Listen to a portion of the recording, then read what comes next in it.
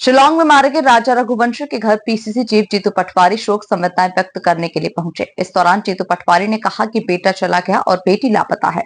इस पूरे मामले की सीबीआई जांच होना चाहिए। मैं खुद पीएम मोदी को पत्र लिखूंगा। बॉर्डर से लगे टूरिस्ट पॉइंट पर सरकार को सुरक्षा बढ़ाना चाहिए। देखिए खास रिपोर्ट। इंदौर से हनीमून मनाने शिलांग गए कपल की मिस्ट्री सुर्खियों में बनी हुई है, जहां हर दिन इस मामले में चौंकाने वाली बातें सामने आ रही है। राजा रघुवंशी की हत्या कर दी गई और पत्नी सोनम रघुवंशी लापता है। वहीं प्रदेश कांग्रेस अध्यक्ष जीतू पटवारी शोक संवेदनाएं व्यक्त करने के लिए राजा रघुवंशी के निवास पर पहुंचे। पीड़ित परिजनों को उन्होंने ढाढ़स बंधाया।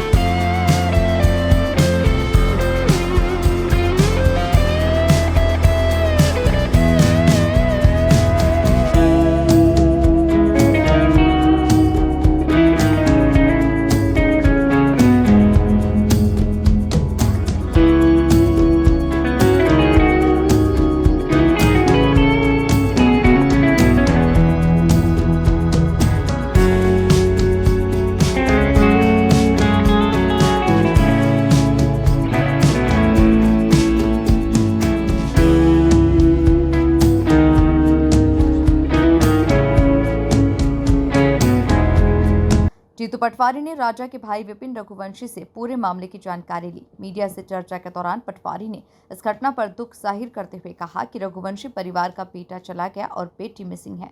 इस मामले में सीबीआई जांच होना चाहिए। वे खुद पीएम मोदी को पत्र लिखेंगे और सीएम डॉक्टर मोहन यादव से आग्रह करेंगे। इस मामले पर राजनीति नहीं होना चाहिए। आज मैं रघुवंशी परिवार के हमारे नव दंपत्ति जो परिवार को हम रोज अखबार में पढ़ते और देखते हैं, जो बिटिया मिसिंग है, जो बेटा हमारा जिसकी हत्या हो गई है, उस परिवार में शोक संवेदना व्यक्त करने आया हूँ। पूरे परिवार का मानना ऐसा है कि जो जांच हो रही है वो लोकल स्तर पर उतनी प्रभावी नहीं है और मैं आदरणीय मुख्यमंत्री के बारे में या आदरणीय शिवराज जी के बारे में परिवार से जो बातें हुई वो संतुष्ट है कि हमारी डे टू डे बात हो रही है। और मेरी भी डीजीपी से भी बात हुई, चीफ सेक्रेटरी से भी बात हुई, तो उन्होंने भी जिस तरीके की संभावनाएं व्यक्त की, जो भावना व्यक्त की, उससे मैं समझता हूँ वो गंभीर है। तो मैं मानता हूँ ऐसे में कि हमारी बिटिया है, इसमें कोई राजनीतिक पुट नहीं आना चाहिए और बेटी कैसे मिले इसके लिए सबसे प्रथम हमारा दिमाग होना चाहिए। मैं आदरणीय मोहन यादव जी से आग्रह करता हूँ कि जिस तरीके की घटना घटी है ये बहुत वेदना देने वाली है और ऐसी एक बेटा चला गया, एक बेटी मिसिंग है, ऐसे कई बेटे बेटियों पर खतरा है।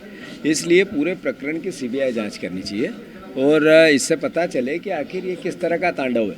आखिर यहाँ से 2000-1500 किलोमीटर दूर अगर हमारा बेटा घूमने गया, बेटी अपना हनीमून बनाने गई और वहाँ से लपेट के उनकी लाश आई, ये कितनी वेदना देने वाला एक परिवार को परिस्थिति है, मतलब शब्दों में बयान नहीं की जा सकती।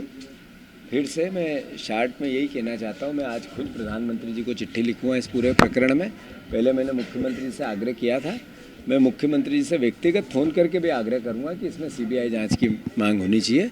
और स्वाभाविक है कि बेटा चला गया है, उसकी जान की कीमत ये हो सकती है कि दूसरे के बेटे के साथ ऐसा ना हो। मैं मानता हूँ कि इस वेदना को किसी भी तरीके से पॉलिटिसाइज नहीं किया जाए। पटवारी ने कहा कि भविष्य में किसी के बेटे के साथ ऐसा नहीं होना चाहिए, इसलिए बॉर्डर से लगे टूरिस्ट पॉइंट पर भारत सरकार को सुरक्षा बढ़ाना चाहिए। नहीं, बात यह है कि गोविंद है, बेटी का भाई है। बहन जिसकी भी होती है उसकी वेदना क्या होती है वो हम महसूस कर सकते हैं। बेटा है, उसके पिता बैठे हैं, उनके दोनों भाई बैठे हैं। अद्भुत अकल्पनीय यहाँ भी वेदना है।